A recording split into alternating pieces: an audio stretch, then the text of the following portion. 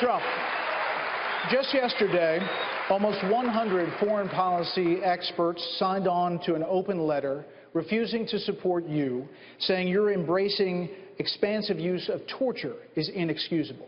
General Michael Hayden, former CIA director, NSA director, and other experts have said that when you ask the U.S. military to carry out some of your campaign promises, specifically targeting terrorist families and also the use of interrogation methods more extreme than waterboarding, the military will refuse because they've been trained to turn down and refuse illegal orders.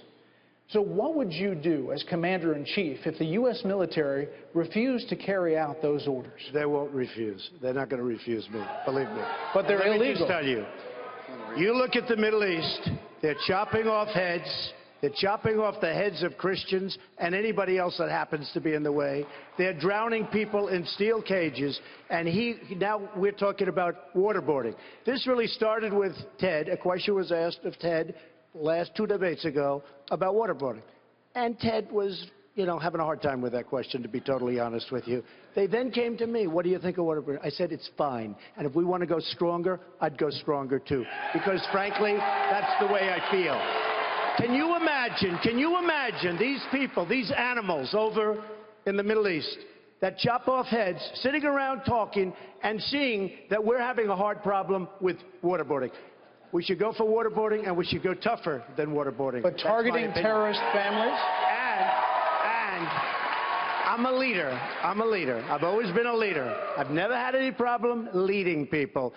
If I say do it, they're going to do it. That's what leadership is all about. Even targeting terrorist families?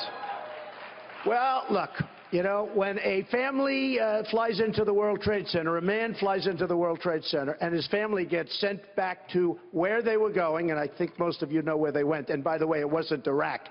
But they went back to a certain territory. They knew what was happening. The wife knew exactly what was happening. They left 2 days earlier with respect to the World Trade Center, and they went back to where they went, and they watched their husband on television flying into the World Trade Center, flying into the Pentagon, and probably trying to fly into the White House, except we had some very, very brave souls on that third plane. All right?